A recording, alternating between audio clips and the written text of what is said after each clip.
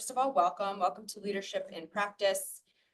Charlie and Megan are out for the next couple of weeks, so I'm excited to introduce another co-founder of NextJump and the CEO, if you will, of our Perks at Work business and runs our Boston office, Greg Kunkel, who has developed some serious mo, as we would call it, on the personal leadership side. So here is to kind of unpack his journey over the next 3 weeks. Excited to have Greg present as a guest teacher on leadership and practice. But per usual, please take a second to rename yourself so we can see who you are in the chat. So your first name, your company or organization, where you are in the world. It's really cool to see who we are speaking to. And if you are able to turn on your camera, it does add a level of being able to talk to actual people on the other end, which is great and possible. And then throughout that, please put any thoughts, comments, conversations in the chat so that we can make this a little bit more of a two-way street. And with that, I will hand it over to you, Greg, and thanks, Lauren, and welcome everyone. We see some familiar leadership and practice faces and some new. I have some big shoes to fill. For those of you who are new, as kind of Laura was saying, for leadership and practice. This is the 238th weekly session, usually taught by Charlie and Megan, our co-CEOs, and really recommend and kind of the series. And they're out for the next 3 weeks, and they asked me to speak. And as Laura said, I'm a senior partner here. I run our core business, our Perks at Work business, and I've been running that for probably going on 4 years at this point. And one element that maybe is harder to I think kind of admit and take a look at myself, but a big part of it has really been stagnant in the business. I think stagnant myself. And as a point of context, about 5 months ago, I made a decision to commit to building a mobile app, and it's not the mobile app per se, but it represented to me something that I was afraid to commit to, and I'll get into some of those details. And recognizing that it would take a level of mindset difference, a level of habit difference in how I prepared, how I teamed. I couldn't do it alone. And we've been talking about a mobile app for years and years and years. It's one of the things that felt missing was right to do for our customers, and was I believed a very important part for the mission, yet I was still afraid to commit. And I think we launched in April 1st, the mobile app. We hit in the first few weeks, the top 35 within the App Store for all shopping apps. We built it with 3 people, a 3-person team, only one that was an engineer, in terms of a developer. And we did it with 90% AI code. So we had to learn AI, and not any of the 3 of us knew an app, how to build an app. We'd not done it. I didn't know how to use AI, and I was feeling quite anxious in the business. And so part of this journey, as I look back, I think there's some earned confidence and some things that I've learned about myself and my habits that I'm hoping to convey in a series of kind of 3 weeks. This quote, "It takes half your life before you discover life is a do-it-yourself project," really resonated. I'd just kind of seen it. I had no idea who Napoleon Hill was. Apparently he was hired in the early 1900s, was hired by Andrew Carnegie to interview 17 of the top leaders at the time, from Thomas Edison to Henry Ford to Alexander Graham Bell. And he wrote one of the first books on the 17 principles of success. But what it means to me is, I think, this notion of agency, which I'll touch on, and discovering it for yourself, and that both feels daunting. But it also, I think, has opened up possibilities, and has put me in touch of the ability for each of us as individuals to be a difference maker.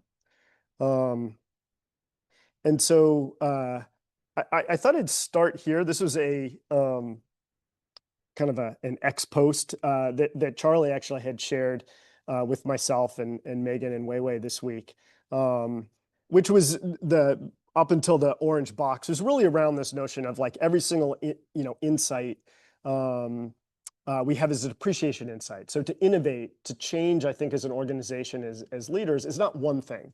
And in fact, the world's changing at so much faster that it's can you continuously generate new insights and then execute on them.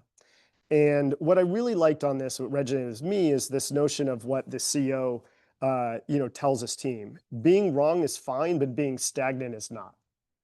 And it was interesting because I had been looking back at a lot of the leadership and practices, my own leadership journeys. And this was, I had about a year ago, I had gone to a UK Royal Navy, a leadership coaching offsite with hundreds of different leaders. And I was giving kind of the keynote at the end.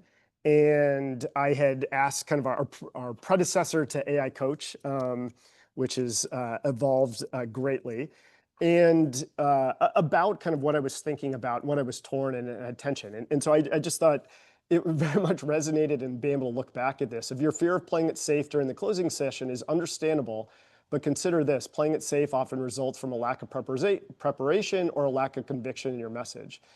And in rereading that, it really resonated of, this notion of habits and preparing. It's been illuminating in terms of putting that piece together, but also the notion of lack of conviction. In that case, your message, but a lack of conviction. What do I think? What do I believe? What do I want to do? What do I think is the right thing to do for the mission? Or in this case, the right way to, what do I want to kind of explain or teach?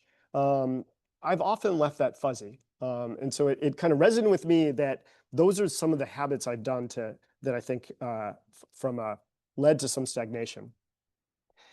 I mapped out this really for the last 6 years. I'm not going to go through all the details here, but I looked at things that I've practiced for myself, things with a team, and I've had different kind of training partners or leaders that I've worked with. And then, parts of the mission. And we've had external situations. I mean, COVID hit and our business dropped in half. I changed from business 2 to business 1, or business 1 being perks at work. And I've had, if I look at this at kind of a blunter assessment, I had periods that things went well. I had some wins. We won Google as a client, for instance. We, I think, made some progress in the ways we brought in and changed some of the things in the merchant and the offer world. But for the most part, those were fleeting. They didn't build on each other. And I had a series of really down. And in fact, one of the harder parts was a series and really 2 sets of really difficult discussions with Charlie and Megan, where I think they expressed in pretty plainly in ways that I appreciate looking back was very difficult of, we don't think you're leading kind of the core business in the way we want you to lead. And is this the right place? Is this really what you want? And I had a series of self-reflection. And I think, without putting words in their mouth, what I really think in looking back that they were saying is they wanted a co-owner of taking ownership, being able to innovate, be able to, just like that tweet of before, of not being stagnant with myself, the way I was leading the team, the way I was leading the company. And those were hard discussions. And yet, even with that, and I think I've prided myself of a lot of different elements of my own development. There are certain things many of you that have been in leadership and practice know this, but things like On My Mind, things like strategic calendar and the walls, our partner protocols that we have at NextJump, from PRT to LTT. I've been really, really fortunate to have coaches that are committed not only in helping others grow, but helping me grow. I've had an environment and a team that has been, we have, market leadership within the business. I've had opportunities to do this and I've worked at it and it's felt frustrating. And I think how it all came together in terms of being able to innovate, it took a while. And it was frustrating. And I share that a little bit in that I don't think it was one thing. And I can look back and I appreciate the work I put into, even if it didn't add up at the time, the work I put into some of the strategy work, like calendars. I did a whole setting of even things like this, how to write neatly so I could explain it to other people in the world, in my world, my team members. And at the time, in and of itself, they didn't do it. But as in the last 5 months, as I attacked a bigger part of the mission, something that I felt. I was able to draw on things that I had learned in ways that I appreciated that I had invested in. So I know many of you in here are like in your own, world working on yourself, and maybe it hasn't taken off in the way you want. But I think for me, I can look back and recognize, I think, some of that stagnant. And part of what I'm hoping today is to unpack some of these kind of lessons that work for me, and hopefully some of them resonate with you. I was going to start with narratives, and on the right are just some external things. And I think we're all faced with the world changing and frankly, things that not in the arena that made me in many ways feel both anxious and bad. And so on one hand, intellectually, I'm like, I got to go do this. So for instance, that quote on the upper right, we talk about this, Charlie Megan talked about this in leadership practice. I'm seeing this in clients everywhere of this notion that the world is changing. It's going so much faster. And if we're not adapting, changing, kind of growing, applying this into our work, and in Business One in particular, or in Perks at Work, this would be the type of story that has kept me up for a long time of like, we have to evolve.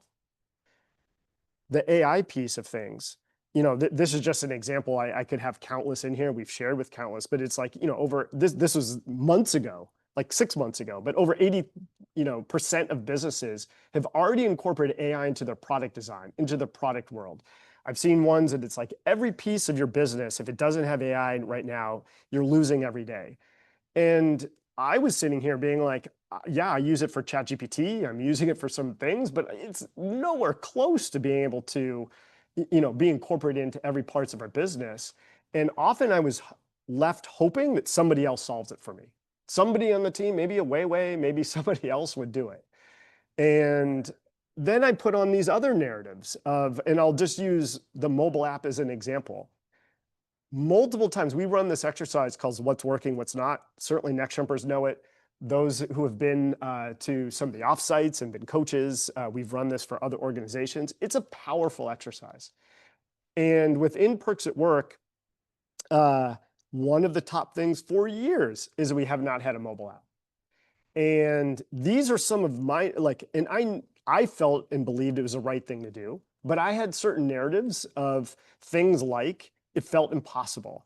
I don't have time, just running the business. I'm so busy all the time that putting aside to do that felt like, there's a notion of I'm trying as hard as I can in other components. It didn't feel like I had others left to give. I don't have creds. I've learned the lesson. I go and I talk and I tell people, let's gonna go do a mobile app. And I could feel rolling of the eyes. I roll my own eyes at me saying that. I've sucked at building a TP. I knew in terms of building a mobile app, I wouldn't be able to do it myself. And in fact, I'd gone out several years ago with Tom, and at the time we investigated other companies doing it. We'd need a full team internally just to support them. It would have cost us 2 million plus or multi-million to do it.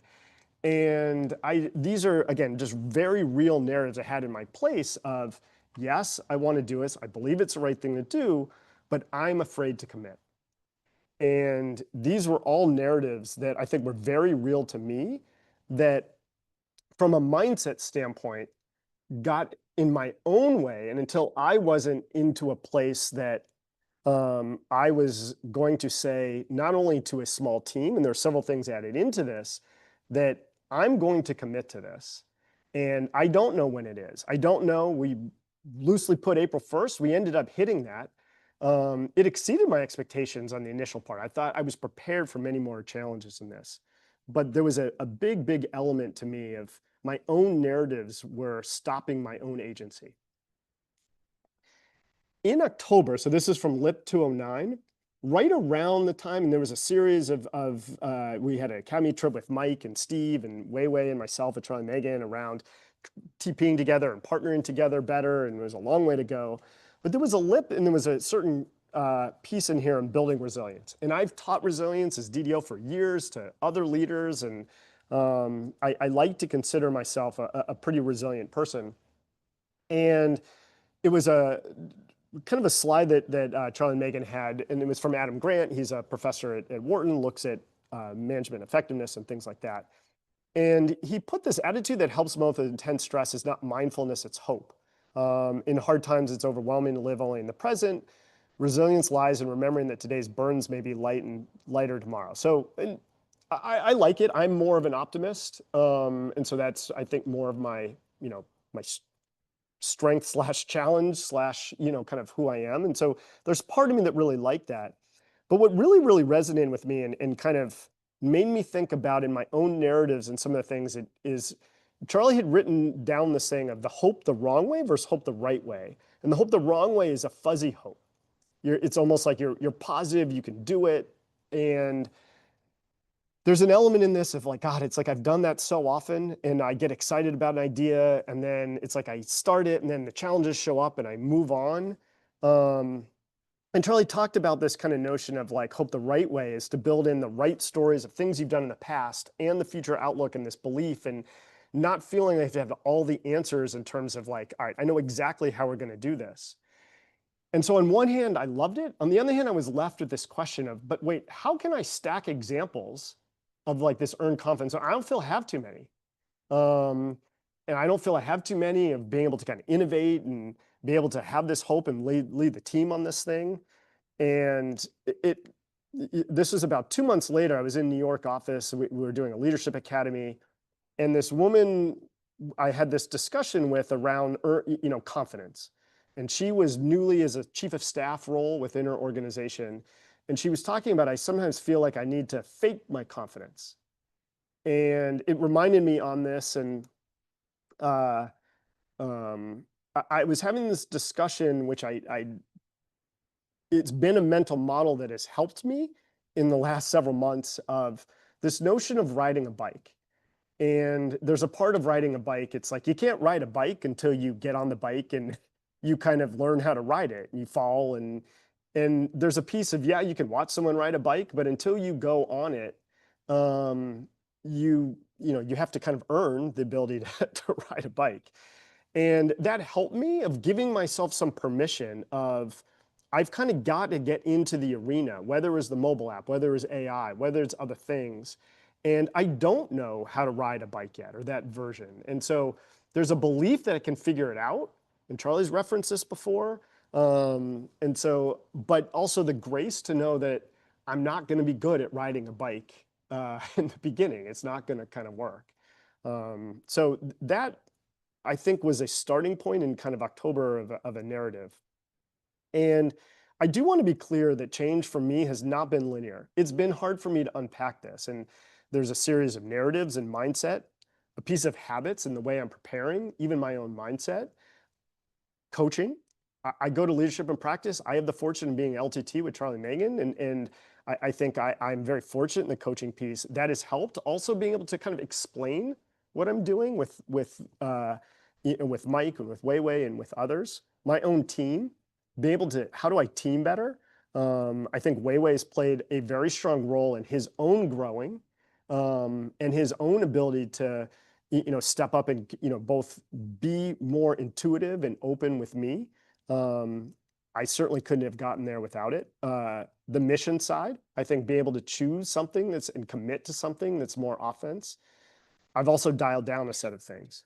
So to that end, I'm going to have a 3-part series. I'm going to talk a little bit more today and then open up for questions around kind of the first part of narratives and habits to embrace high agency.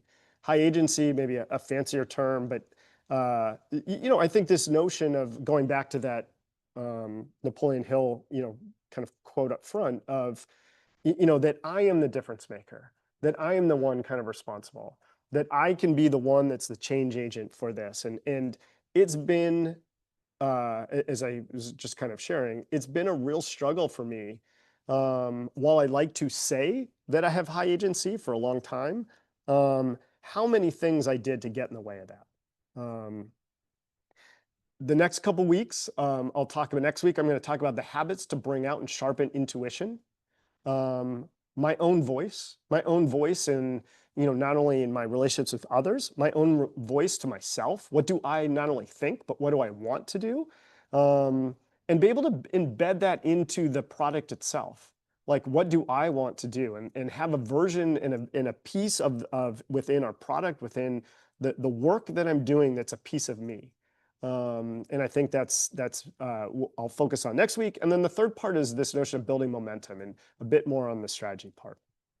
So diving in a bit more into the narratives and habits to, um, I thought I'd start here. I have three things that I'll share, but pre that, I wanted to talk on kind of like a VX, a vision. It's a big aspect. I think Charlie and Megan have done many different leadership and practices on it. I've long had a struggle with this. I've listened to, I'll just use Charlie as an example. I've listened to others, especially, in social media. But I mean, Charlie's got like I really admire of the better me and better you, and how he talks about education and what he's done and done the little things. He's demonstrated that. And I think I've often looked for a saying that has, been resonated for me, and I've struggled. There's no other way of saying that. I think I've been finding it's more helpful to tap into a feeling for me that is motivating to me. And so these are the feelings for me that I think, and I've done a series of exercises with it, but I think has been a placeholder that has, when the times are tough, the times in the cross forks where I'm like, God, it's like, am I good enough for this? These have helped. And maybe it's only 5%, but I think it's helped. And so for me, I want that feeling of an earned confidence of having built something I'm proud of for myself as a coach, for team, clients, and users. That's something I want. I have yearned for it. I don't think I've often hit that, or it's almost never. But it's something I've yearned for, and it resonates with me. But then there's almost a flip side of, I no longer wanted the feeling of wasting my opportunity, and this goes back to some of the conversations. And I had, and I looked, and if I were to somewhere else, it's like, but here I have team of people that care. I have coaches that, care in me, and I think care in the changing kind of work. I have a Perks of Work product that I'm an owner of, and that I think has, a deep relationship with clients, and I have a deep expertise with. And it really dawned on me, wait a minute, I am wasting my opportunity if I don't seize it. And so to be honest, there's pieces of me in this. I have this thing here of this: no one is coming to save you. You're the adult. I'm so sorry. I have looked at this sign more times than not when I do feel sorry for myself. When it's a problem in there that I'm like, oh, this is distracting. Oh, this is frustrating. The sign just is a visual representative for me that, like, no, but I don't want that feeling of wasting opportunity. And so to me, it's been more of a feeling. There's a second piece, which is more the better you of a real demonstrated example of business two. So what do I mean business two? This notion of which, I think Charlie and Megan have been coaching, I've been coaching, we've been coaching, of a small elite team being able to make a difference, to lead, to be innovative. And a set of that can change the world, can change a business, can do that. And I've yearned, and I want to be. This is maybe I've gotten a taste of that a little bit, which is even part today that I'm hopeful helps. But I have not felt good at times, often, going and coaching other leaders in other organizations, not feeling I've had to earn confidence in the world that I own. So I do think this has had a place, but again, I think it's only a place. So I wanted to share three narratives that I think, from a mindset standpoint, that have resonated and I think helped me over the last 6 months, that are different from what I had before. The first one is this hard mode narrative. So those of you who are regulars for leadership and practice, you may remember. For those of you who are not, we have all leadership practices. Leadership Practice 200, I think, is a classic. If you have not seen it, I totally recommend. It's one of my favorite ones. And there was the slide is, are you training for hard mode? And now maybe there's an element of this game mode. I play video games. My kids definitely play video games, probably too many. But I certainly recognize this motion of, like, easy, normal, hard, and insane. How, you start on easy, and as you accomplish it, you go into normal, and then you go into hard. And that once you get to hard, yeah, maybe it's frustrating, but you're kind of expecting it's hard. And to that end, this kind of notion of someone asked me, who hurt you? I replied, my own expectations. And there was this, they kind of shared and were teaching around this kind of amateur fighter versus pro fighter, this no low experience and resiliency, they're not out. And this kind of, part of like, I was hoping, but I knew it, it's impossible, no point in trying. This is from the amateur fighter. And Charlie had shared, we'd have this conversation that like, I don't, I'm silent on it in the sense of I don't share some of those narratives that I have that really are these amateur fighter narratives. And as opposed to like this kind of pro fighter, I was hoping it'd be easier, but it's hard and I'm prepared I can do this. And one of the things I realized was how often I do it to myself, in that I'll sign up for a challenge. I'll talk about a challenge in terms of hard mode, but yet the reality is I'm treating it as normal mode. As soon as the challenges come, I'm frustrated. As soon as the results aren't there, if they're not there immediately, I'm like, I hide it. I don't share about it. I don't share my doubts. I'm like, and so what do? Repeatedly, I'd move on to the next new idea, or I'd move from topic to topic. I wouldn't dig in. And what really, really struck me on this is, my God, this is my own narrative that if I could just associate it with hard mode, like this is a hard mode problem.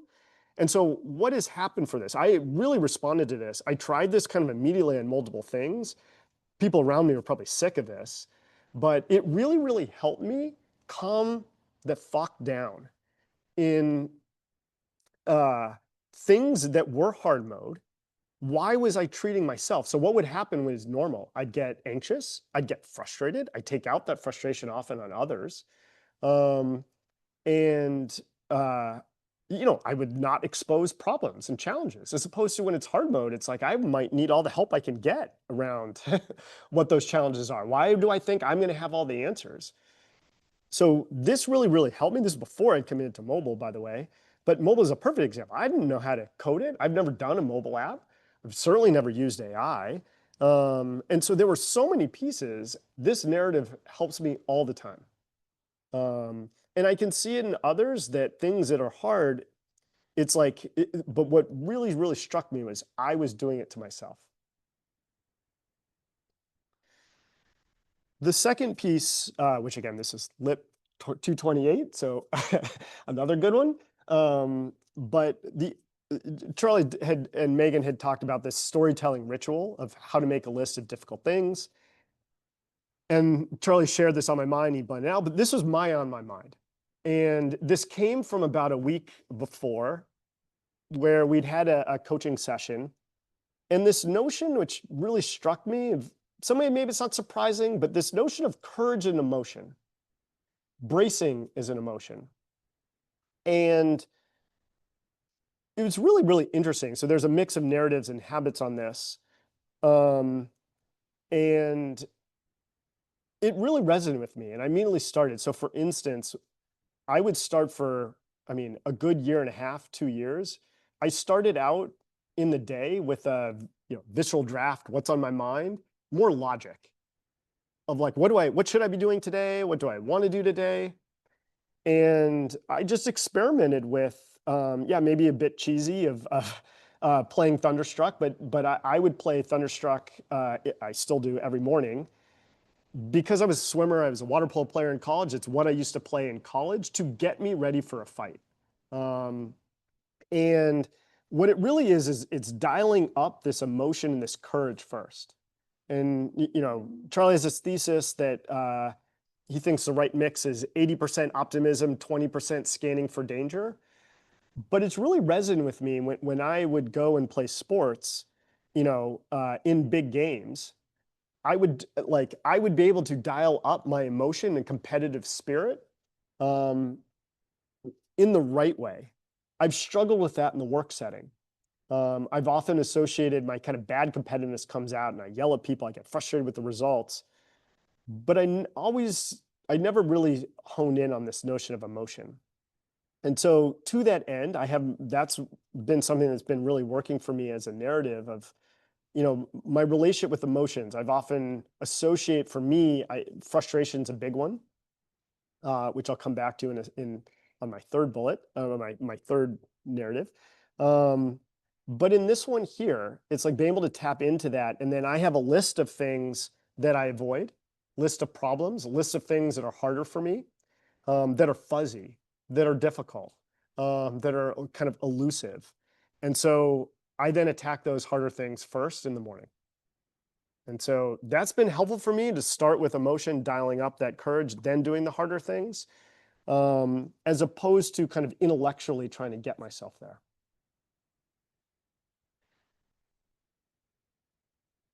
Okay, the last slide and then open up for questions. The third one is what I call dialing down narratives, but also dialing down some emotional energy in places that have not helped me. And so this, I like this. If even the most positive people have negative thoughts, the secret's not to feed them. And as I mentioned, I am more optimistic by nature. And Charlie and Megan were absolutely right. Of something I've really struggled to admit is I absolutely have negative thoughts. I have my own doubts. I have my own challenges, and as I was kind of sharing before, I think they've impacted me in my ability to kind of commit to action on some of the things that I'm optimistic or I believe on. And so it's interesting of the not to feed them, because on one hand, I've often tried not to feed them by stuffing them down.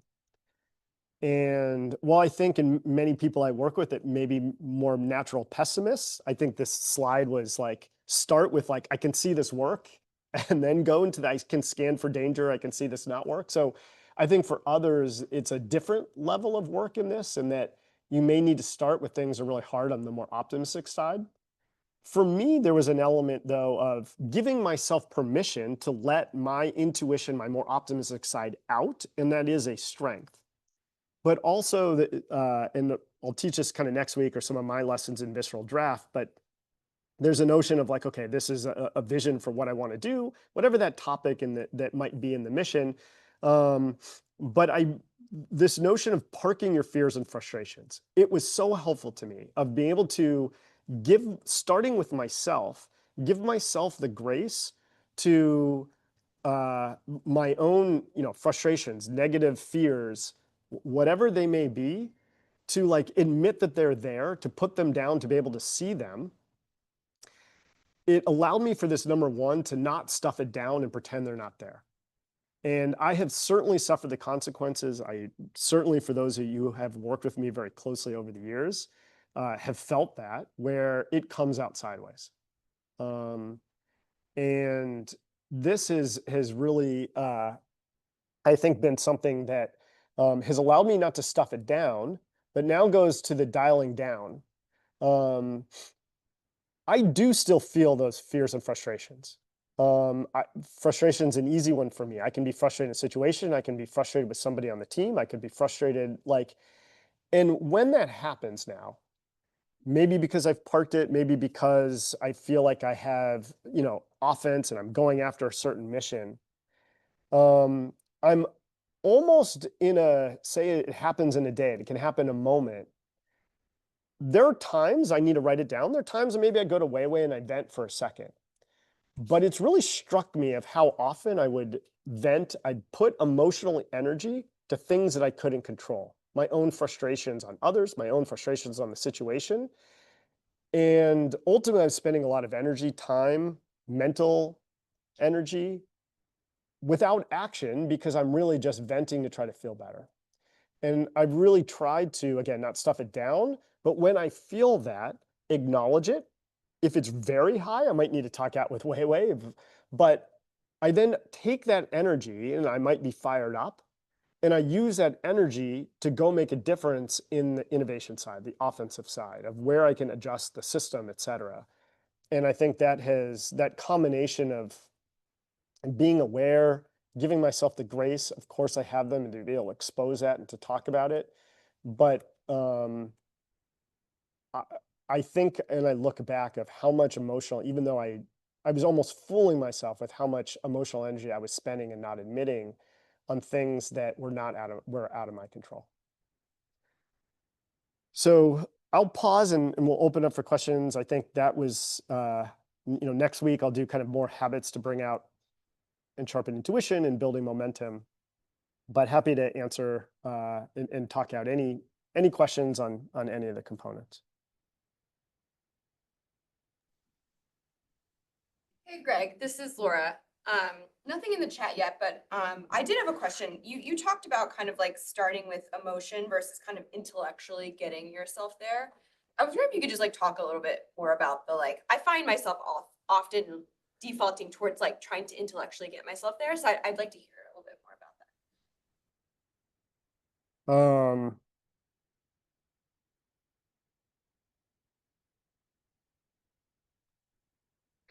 Yeah, so it was eye-opener for me. I think I'm still unpacking and kind of, I think, learning on this. I think it's funny because I teach even in the kind of visceral draft I taught at a leadership and practice back in January. And I think there was a discussion with Richard Mason around one piece I've realized is from emotions is that they're not, I've often equated when I talk about emotions often as bad, and it might be frustration or, anxiousness, et cetera. And I've learned to, I think, appreciate that emotions are actually gold. They're part of our kind of intuition, and I'm still in some ways, I think, learning the power of them. And in this case here, maybe the emotion for me that I'm trying to tap into is that fighting kind of emotion of like the competitive spirit that I'll get into more next week in terms of the level of preparedness that I think I've the level of preparedness, the level of alertness, the level of nuances and the number of decisions and forks it goes into on an everyday basis trying to innovate with everything else going on. I found that having a kind of a competitive spirit, a fight, that mindset has put me in position to better navigate that than intellectually doing it first. So maybe that's, I guess, what I'm meaning a little bit of what I'm trying to tap into the emotion, which is I'm equating it to like what I feel in my kind of bones is a courage muscle, like getting into the arena.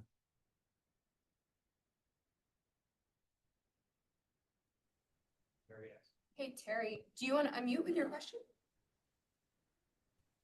Hi, Greg. So wonderful to have this presentation today and put some real context around what we've been working on. The question I had was, it didn't sound like this commitment was easy, but yet you did it. And I was wondering, what was it, like the turning point where you said, I'm doing it, I'm going for it, I'm going to do it, I don't know the answers. Was there a specific event that called you to, I'm just gonna go for it.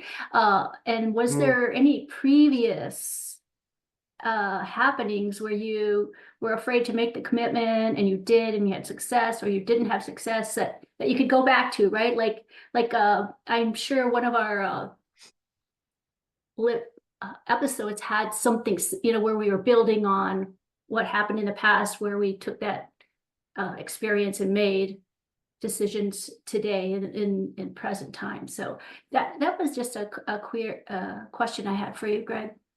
No, it's a great question. It's a great question. And one I've been trying to answer even myself, and I don't think it was one thing. And so I do think, and it happened actually relatively quickly. So I think in October was when, I kind of started, and I think there was some groundings in there of change in there, where it was a combination of, I think, a series of hard discussions. Weiwei and I started working more closely together, and we'd done a leadership academy where we'd had a series of conversations, and I could see some growth in him. And I think growth in our relationship, I think that gave me confidence. I think some of these things of like hard mode and other components, I did a 30-day exercise, which is I self-critiqued myself for 30 days. I'm not necessarily even advocating that, but I was going through a window where I was really challenging that what I was bringing to the table was stagnant and I needed to change. Now, I think there was an element of the visceral drafts helped, which is getting my intuition out. And I think I had known for a while that I believe that of the things that could impact the mission to customers and putting them first, the mobile app was the right thing to do. And so I think it wasn't like a new idea. It wasn't like, some huge idea. Like there are lots of mobile apps out there and we have competitors that do it. And most, I mean, it's where we're way behind. So it wasn't even that innovative, but it represented something that I was scared to do, yet felt it was right. And so it was interesting. So very quickly, I felt some strength in team because I knew I couldn't do it together. I talked with Weiwei. I made a decision that I was going to give a go at it with Weiwei, myself, and Richie.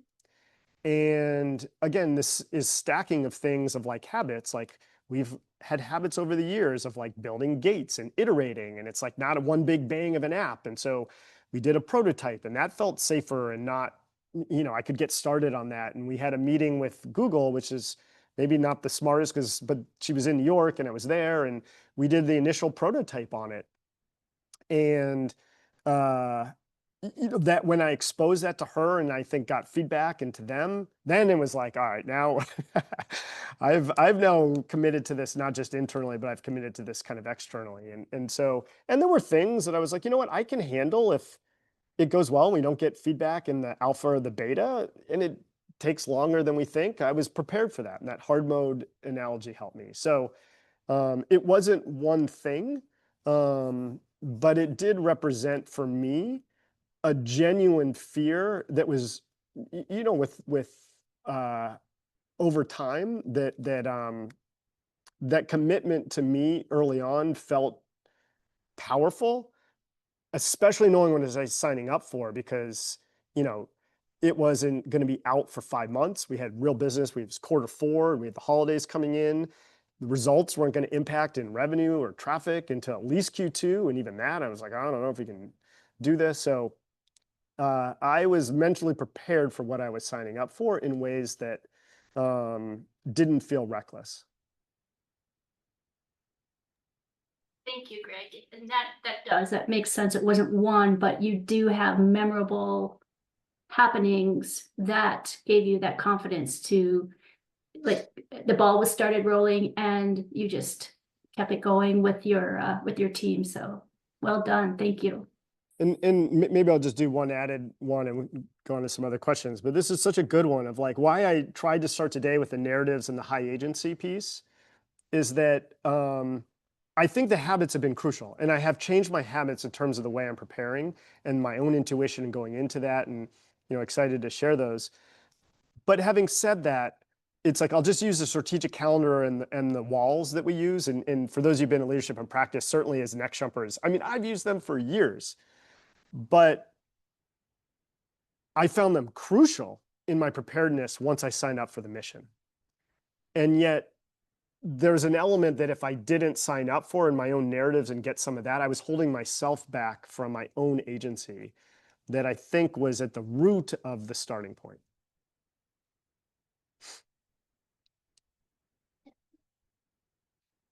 Yeah, I was just looking through here, Catherine my mom would say, if you're telling me you're trying, you're just lying to yourself, you're either doing or not. That feels like your mom's like Yoda. It feels like a Yoda quote. But yeah, I took, it's this one up here, which I really liked. You continually generate new insights and execute on them. And when you execute, it doesn't mean that they're going to work out, but like I agree with you. And I think this is where I've been, I think had some of my own biggest self-doubts and recognition that I had let myself down, let alone others, and that I would sign up for things and then not follow through on executing, or as soon as it got hard, I'd move on to something else. And so that was, I agree with that. Greg, can I say something? Can everyone hear me?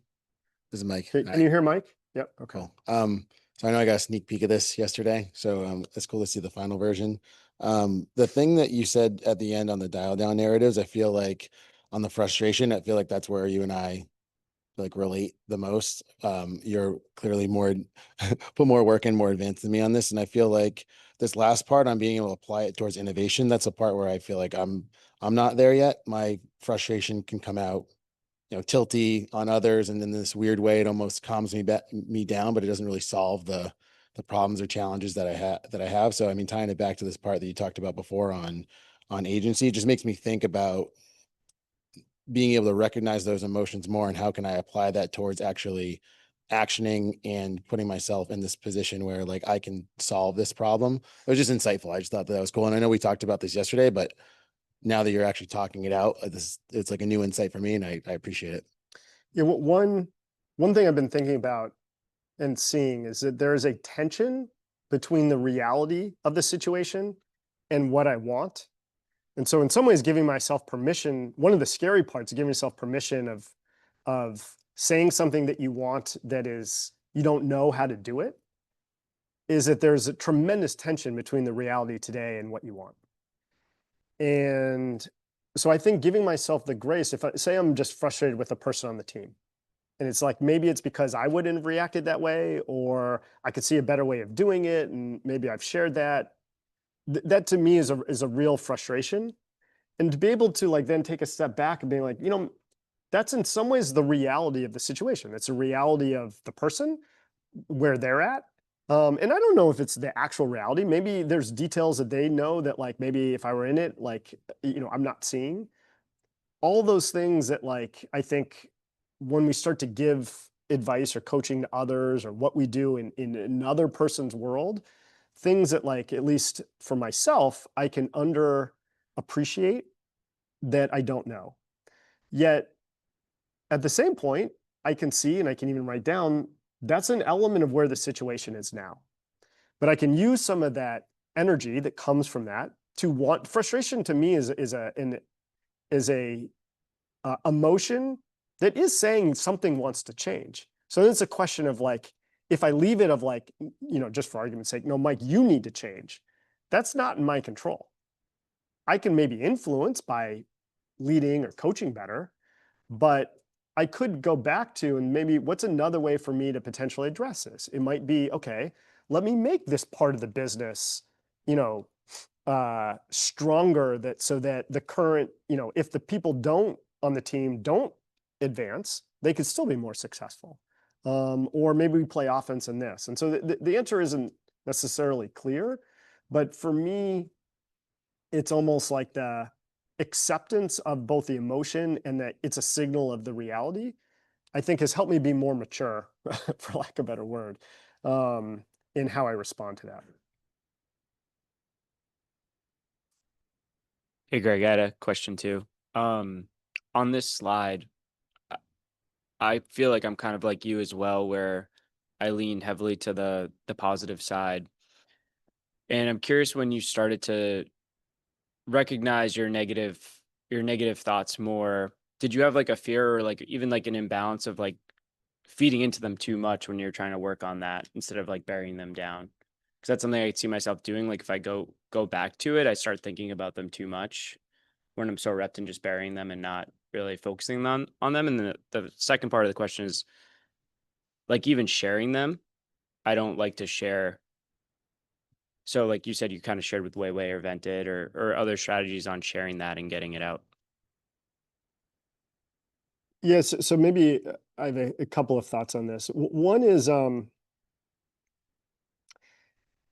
I think at times, because I am more optimistic, when I work with people on the team that are more pessimistic, I feel I have to over index on the optimism and not talk about any of the where it could go wrong. And I think that does a disservice in a couple ways. It tunes some people out. It makes them feel like I'm not acknowledging, most of there's oftentimes there's trade-offs and choices and decisions. And so I think it's hurt me in terms of being able to have credibility, especially with others, in terms of, understanding, and that can do a real disservice for others not being alert, kind of being like, why bother? So I think I have done that as a disservice. Having said that, I think there's a part around, which I like, and it resonates, of this kind of 80% belief and kind of optimism, or you won't get started. It's kind of like, I can see it in both myself and others. If you just feel danger is going to be there and it's not going to work, it's like you won't get started. And then you don't learn lessons and you can't, see what's valid and what's not. But being able to park my own parts of like being aware for danger, I still struggle with this, but I'll just give an example in terms of even within perks of work. We made WOW points. It's like the points currency, a lot easier to redeem. I think it's the right thing to do. But that also, if the idea behind that would be that more people, they like the experience of redeeming points, so they go and use the program more and, we earn more and make more revenue. But if they don't, we could be now having more just cash going out the window without growing the business.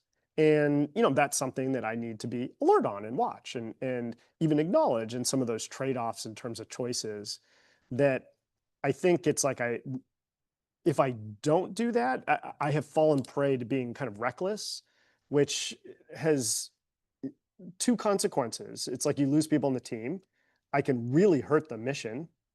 And I lose my own confidence of not wanting to do the next innovation because it's like it was so painful. There are consequences to that.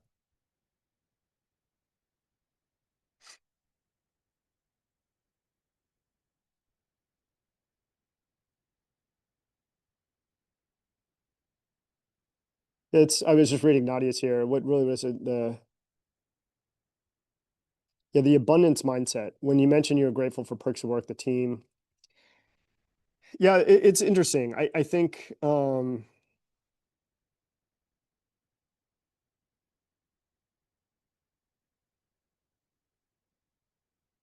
maybe it makes me think about it in two parts. I do think my window of kind of reflecting of the opportunity that I have and comparing to others was healthy for me. I think, I'm not entitled to anything. There's a piece where it's like, you've got to earn, your kind of responsibility and you've got to earn, kind of your innovation thing. And I think it's easy when we've been in a role for a long time or position a long time to forget that. The other part which I've seen is like just take signing up for a bigger mission or a bigger project. I think I've appreciated and recognized that I can't do it alone and that I don't have all the answers. And so that's obviously a team on that piece, but even my dynamic with Charlie and Megan, I think my lead. I mean, they were always, I think they're willing to do it, but I think instead of looking for kind of like what the answers are for them, it's also for me, it's kind of like being able to expose what I want to do and why.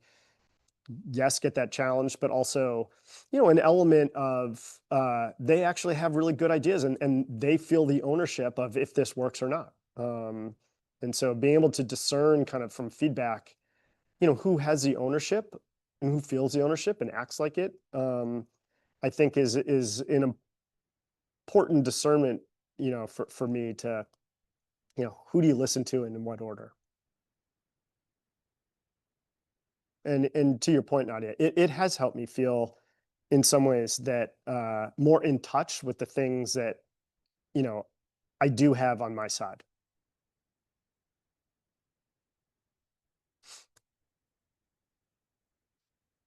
Catherine, but do you look at how you feel internally or how you will present yourself to the world around you? So a lot of six, no fear of looking foolishly outside. More people who never succeed don't like the inner feelings of failure. Yeah, so I don't, it's interesting, Catherine,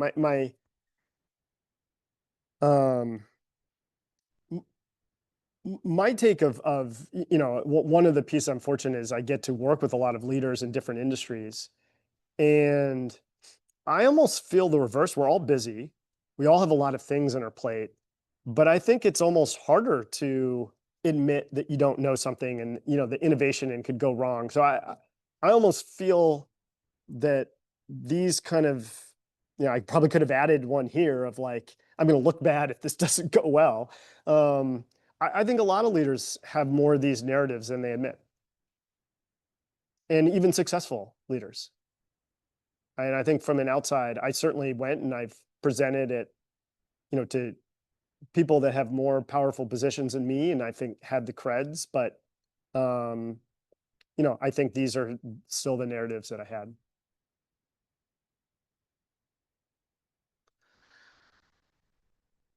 So I don't know, Catherine, if that answered your question or if you want to unmute on that.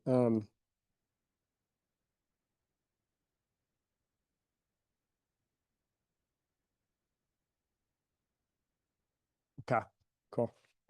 Terry, did you tell leaders in industry what you were thinking to do with them about? Do they have supportive comments? Yeah, so I'm going to get into this a little bit when we get to the momentum in the third week of this concept of 1-1-all, which has been taught. Charlie and Megan certainly taught it. I think I've learned to appreciate that in much more depth. But yeah, I think the short answer is, I think first and foremost, I think built something that myself, Weiwei, and Richie liked, that we wanted, something that we would use, that like we felt really good about, even if it wasn't there yet. It's kind of like it's something we were excited about.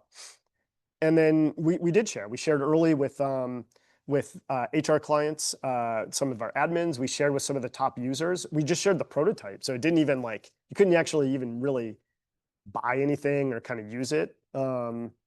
And I found getting feedback earlier in the process actually gives permission to almost give more feedback, because it's like not too late. And so, and I was more open-minded to that. So I do think there's some real power of the 1-1-all plus gating it and iterating, that I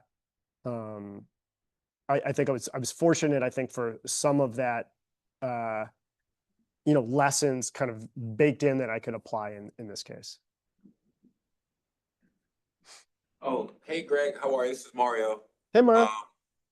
Wondering, I'm looking at this. I don't want to let bad competitive Greg out. Just Mhm. wondering what was so wrong with letting bad competitive Greg out, and just if you can elaborate on that a little bit more. Yeah, it's a good one. I went back and I was looking at there's an exercise for those of you who've been maybe in the mod training for PR mod 2. There's an exercise called Be a Kid Again, and when I'll keep this somewhat brief, but just a little bit of context. I was despite my small size, I think I was like 4'10" when I went to high school. I was a very competitive athlete, and I played water polo at a high level in high school and in college. And I mean, if you asked certainly people that knew me then, my family and many people here, like they would, one of the first, I think, adjectives they'd put on me is Greg's competitive. And so I do like to win. I like to play. I like that feeling of competing and trying to get the most out of myself in a given moment. Where bad competitive comes is, you know, and first, sports are way easier than like a work setting, which never continues or always is continuing. Sometimes you can't tell if you're winning or losing.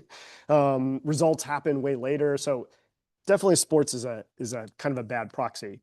But for me, some of the bad competitiveness that I've had a series of pieces where they come out is where I get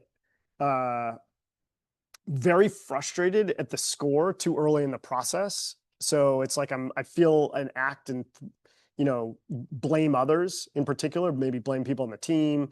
I get just an element of acting like a sore loser at very inappropriate times or to very inappropriate people. And so what happened, I think, for me is I started to de-dial down kind of like the competitiveness. I would be afraid of letting it come out. And I think one of the pieces that I think I've leaned back into is, you know, dialing into that. I feel alive. It's a piece of me. I think it's something that I can bring to myself, the work, the team. But also, I think I'm still learning, but I think have a stronger understanding of those forks in the road or what I do to myself, to get to a point where, yeah, being frustrated in others and blaming others versus my own agency and starting with myself first is just a bad habit.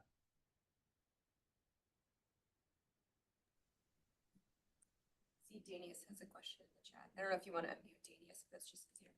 And so Danius, one thing I often wonder is, as responsibility increases and new challenges, how do you filter out the noise and define the right things to focus on, especially when personal growth occurs? How do you stay focused, avoid distraction, and maintain momentum? So this is an awesome question. Maybe this jumps into stay, ideally come back for week 2 and 3, because I think we're going to get into some of those topics of, trade-offs and priorities and that piece. Like, there's an element of being prepared for it. I will say from a narrative standpoint, I use this helps me a lot. So like when I feel like, oh God, something came up this week and it wasn't my priority and it wasn't my energy, or I feel like I need to, it's like, I think it's normal, but I can feel like I kind of want somebody else to save me. I might feel sorry for myself. And so I have looked at this more often than not over the last 4 to 5 months. When I have that feeling of like, it's hard to balance that. There's no, navigating and being alert, and when, things aren't going well and things pop up and problems come up, and, you want someone else to do it, but yet repeatedly, maybe it hasn't. And so, I think there's some prepared pieces that have helped me, but in habits, but I think from a narrative standpoint, I do use this sign as a reminder that, I signed up and I want to work on being, the things that I'm in control of, that I have agency on.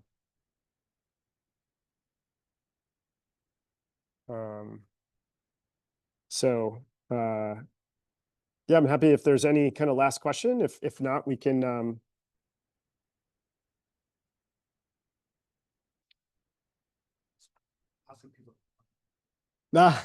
yes, what Wei said. And so thank you, Terry, for downloading the app. Yes, and it is true. If any perks of work, you have a piece of the app, my email is greg@nextjump.com. I would very much welcome and appreciate any feedback on the app. But yeah, no, I appreciate this, and yeah, we'll welcome any, if there are any follow-up questions, certainly feel free to reach out to me or post it on the Leadership and Practice board. And I hope to see many of you next week. Awesome.